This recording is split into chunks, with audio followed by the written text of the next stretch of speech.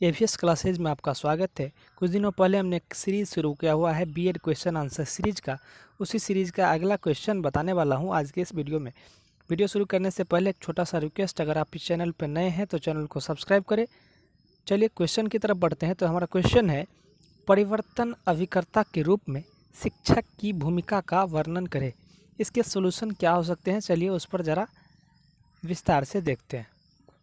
Solution है कि शिक्षक चुनौतीपूर्ण लिंग की समानता और उसकी भूमिका के सशक्तिकरण में महत्वपूर्ण है।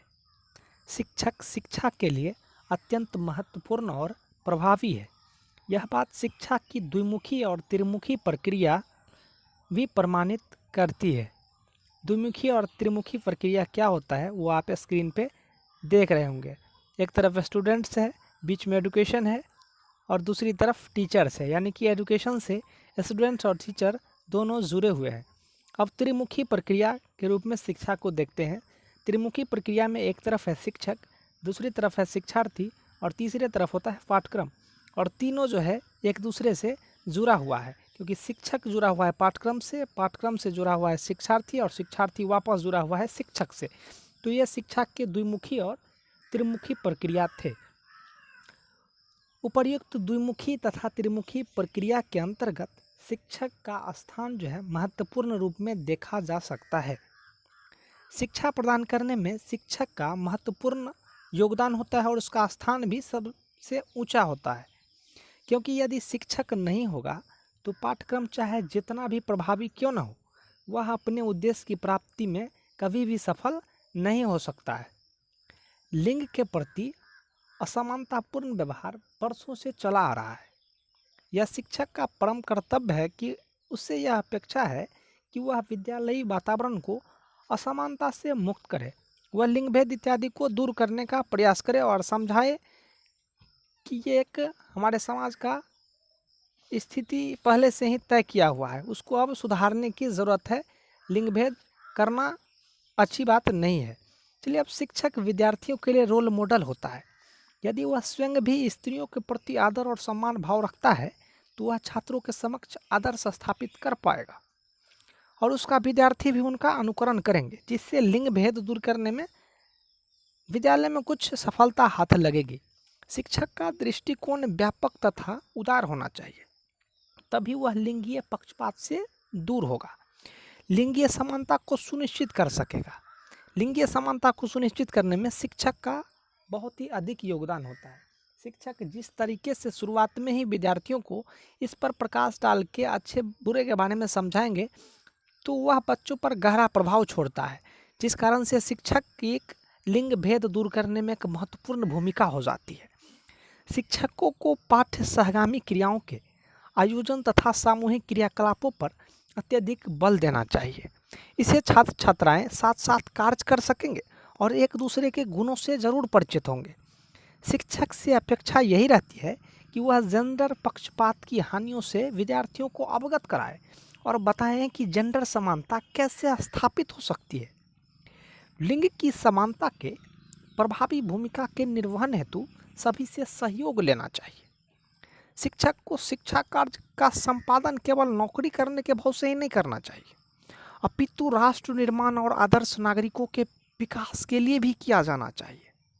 शिक्षक का भी लोकतांत्रिक व्यवस्था में अटूट विश्वास होना चाहिए और उसका आधार भी जनतांत्रिक होना चाहिए।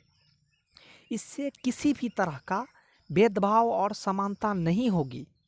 शिक्षकों को बालकों की भांति बालिकाओं में भी नेतृत्व क्षमता का विकास करना चाहिए। शिक्षक को लिंग की समानता और सकारात्मक भूमिका के प्रस्तुतिकरण के लिए जागरूकता भी लानी चाहिए। शिक्षक का यह परम कर्तव्य है कि वह प्रयासरत रहे कि विद्यालय में किसी भी आधार पर भेदभाव और पक्षपात नहीं हो, बालकों में सामूहिकता की भावना का विकास हो।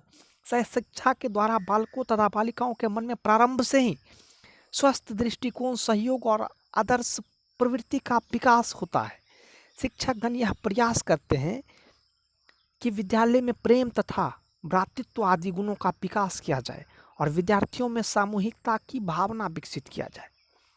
लिंगीय आधार पर शिक्षक की टीका टिप्पणी और भेदभाव नहीं करना चाहिए और यही सीख बालकों को भी देना चाहिए।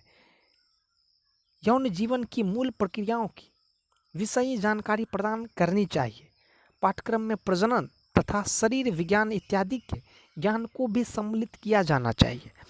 अतः शिक्षक को प्रभावपूर्ण ज्ञान प्रदान करना चाहिए। बालक तथा बालिकाओं के साथ समान व्यवहार करना चाहिए तथा समानतापूर्ण व्यवहार की ही सीख देनी चाहिए, ताकि परस्पर सहयोग की भावना विकसित हो सके। लिंगहीनता बोधक व्यवहार तथा शब्दावली का प्रयोग कभी भी नहीं करना चाहिए। विद्यार्थियों में स्वस्थ लैंगिक दृष्टिकोण का विकास करना चाहिए तथा खेलकूद की समुचित व्यवस्था की जानी चाहिए। बालक बालिकाओं में अंतःक्रिया तथा सहयोग का प्रोत्साहन दिया जाना चाहिए। शरीर विज्ञान की शिक्षा के साथ साथ यौन विषयी प्रश्नों के उत्तर तथा समस्याओं के समाधानों का भी प्रस्तुतिकरण किया जाना चाहिए। पुरुषत्व तथा स्त्रीत्व का सामूहिक निर्देशन होना चाहिए। कार्यशालाओं, प्रश्नोत्तर तथा अन्य मनोरंजनात्मक क्रियाओं द्वारा ज्ञान प्रदान करना चाहिए। आत्मसंयम की प्रवृत्ति का विकास करना चाहिए। यौन संबंधों में स्वेच्छा नहीं अपितु उत्तरदायित्व का बोध हो, यह सिखाना चाहिए। यौन संबंधी विचारों और भारतीय समाज की मान्यताओं से अवगत कराना भी विद्यार्थियों को जरूरी होता है और यह शिक्षकों को परम कर्तव्य होता है कि यह विद्यार्थियों को इस बारे में अवगत जरूर से जरूर कराएं। बालिकाओं के प्रति अभद्र व्यवहार एवं आचरण तथा भाषाई प्रयोग न करने की सीख देनी चाहिए। विवाह तथा परिवार के महत्व से अवगत जरूर विद्यार्थियों को कराना चाहिए।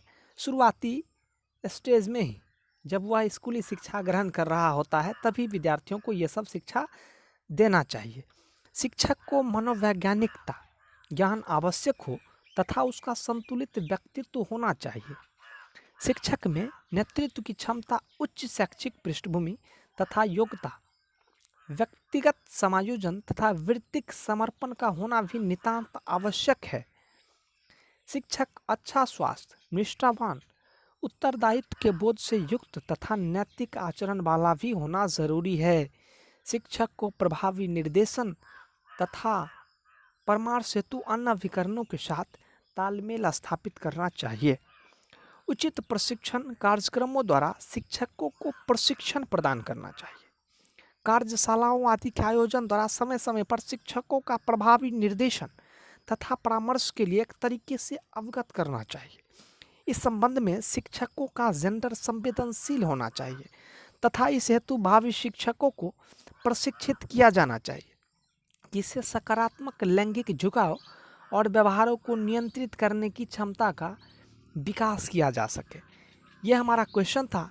इसमें शिक्षकों के जेंडर में सुधारने में क्या क्या योगदान होता है उस पर चर्चा किया गया था। अब अगले वीडियो में हम कोर्स 7A के बारे में चर्चा करेंगे। तब तक के लिए धन्यवाद।